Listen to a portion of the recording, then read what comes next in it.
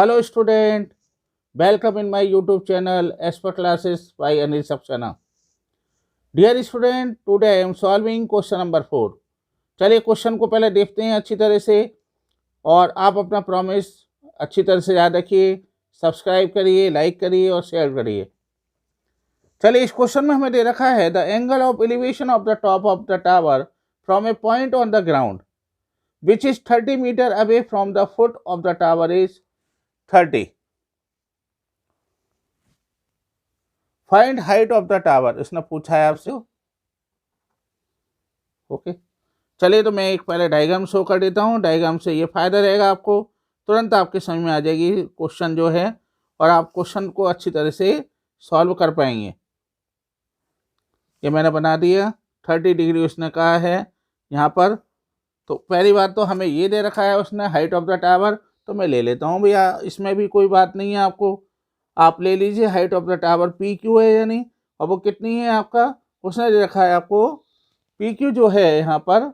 हमने height of the tower हमें निकालनी है, वो हमने फुट ऑफ द टावर कौन सा ये है, और वो कितना है यहाँ से, जो हमारी हाइट है उससे कितना है 30 मीटर। ये भी समझ में आ रहा है आपके। और वो जो एंगल बना रहा है फुट ऑफ द टावर से, जो एंगल बनना है वो आपका बनना है 30 डिग्री। तो 30 डिग्री यहाँ ले लीजिए। तो मैं पहली बात तो इसको ये लिख देता हूँ, जो चीज मुझे दे रखी है कि P Q is the height of the tower.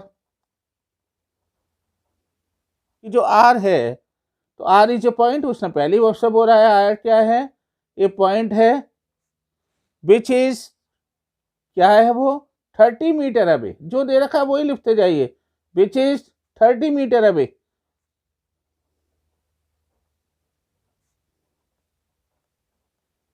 From the foot of the tower.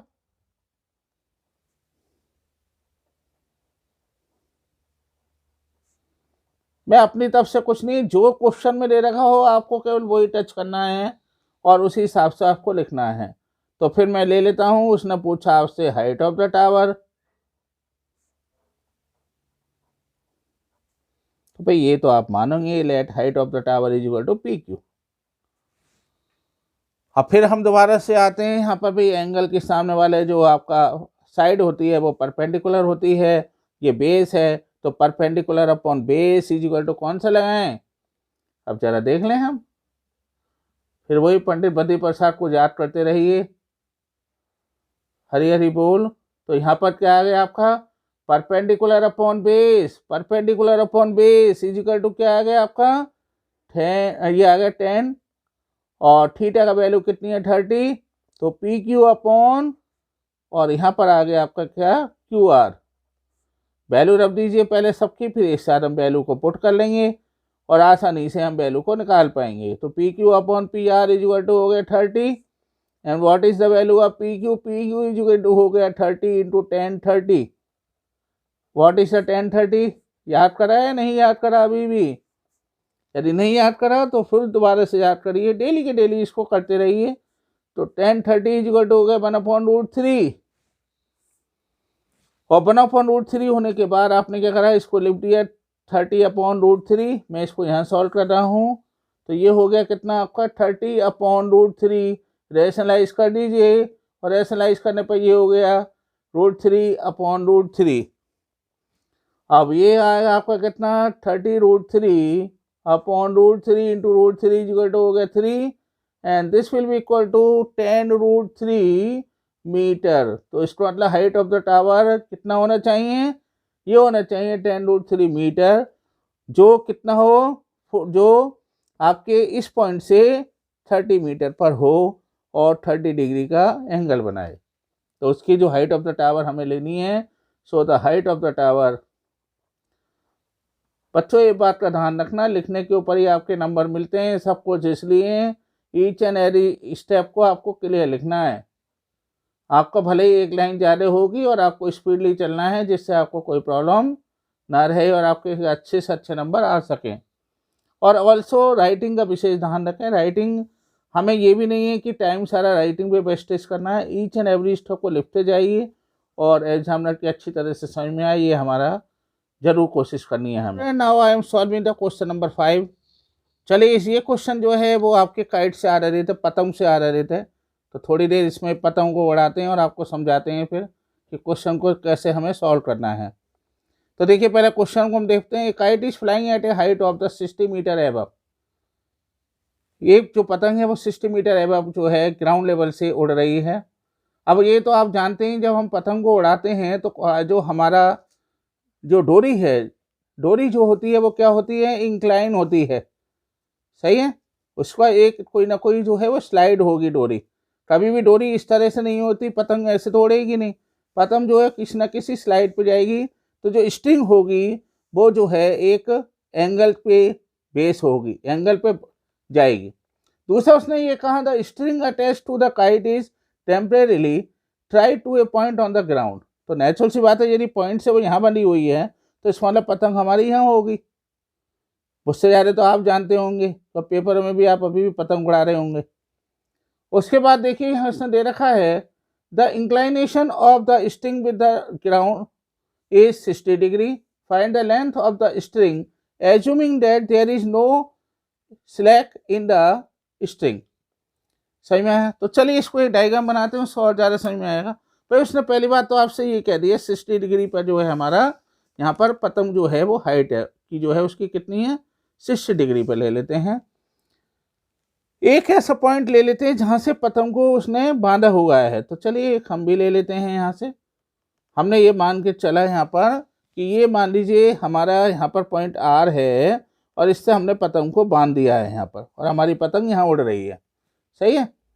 जब हमारी पतंग यहाँ उड़ रही है तो इसको मतलब ये पॉइंट पी मान लेते हैं। और जो पतंग की हाइट है जो उड़ने की, उसकी जो ग्राउंड लेवल से जो हाइट है वो 60 मीटर है। हम भी ले लेते हैं 60 मीटर। यहाँ तक को आपको कोई प्रॉब्लम नहीं आ रही है। चलिए इसके बाद हमें ये देखना है यहाँ पर कि जो उसकी हाइट है हमारी 60 मीटर और यहाँ पर जो एंगल वो बना रही है, सबसे इम्पोर्टेंट क्या है, यही होगा ना। ऐसी जाती है ना आपकी डोरी, तो ये कितना एंगल बना रही है, 60 डिग्री का एंगल बना रही है। ओके, अब ध्यान से देखिए जो आपको सबसे इम्पोर्टेंट है यहाँ पर, हमें क्या करना है। उसने ये पूछा है, इसको क्यू पॉइंट ले लें हम, सही है। तो अब हम सबसे पहले तो जो दे रखा है वो हम क्या करेंगे, यहाँ पर हाइट पहले तो लिख दीजिए कि हाइट ऑफ काइट इज, मैंने कहा ना आपको जो आपको क्वेश्चन दिया जाएगा उसमें से आप कुछ ना कुछ अपनी भाषा लिख दीजिए। तो 60 मीटर एबव द ग्राउंड, इसमें तो कोई प्रॉब्लम ही नहीं है आपको। दूसरी इसने कहा यहाँ पर कि जो एंगल है वो कितना बनना है, यहाँ पर 60 डिग्री बनना है। तो हम ये पहली बात तो ये ले लें कि P R be the length of string, जो हमारी डोरी है उसकी जो है जो लेंथ है वो कितनी है, वो लेंथ है हमारी पी आर। और दूसरी बात वो कितना एंगल बना रही है ये भी लिख दीजिए जरा आप। तो विच मेक एन एंगल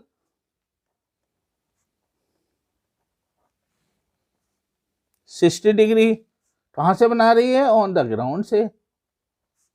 यहाँ तक तो कोई डाउट नहीं है। देखिए 4 नंबर का क्वेश्चन आता है बच्चों, तो पूरा पूरा लिखना भी जरूरी है। ऐसे नहीं है कि हम कुछ ना लिखें और एग्जाम में नंबर हमें पूरे दे दें। तो पी क्यू आर, ओके। अब हमने ये लिया यहाँ पर पी क्यू आर, हमने जो ट्रायंगल लिया, इस ट्रायंगल में यदि हम ध्यान से देखें तो भैया एक तो उसने हमें यहाँ दे रखा है परपेंडिकुलर, एक हमें दे रखा है यहाँ पर स्ट्रिंग दे रखी है, सही है, जो स्लाइड है। तो इसका मतलब जो स्ट्रिंग दे रखी है तो ये परपेंडिकुलर और ये हाइपोटेन्यूज हो गया। तो जरा ध्यान से देखिए, रेल कॉर्नर पे लिख लेते हैं पुराना फार्मूला जो हमारा चलता आ रहा है, पंडित बद्री प्रसाद हरी हरी बोल। अब जरा देखिए perpendicular upon hypotenuse is equal to होता है साइन, तो लगा दीजिए आप भी बस।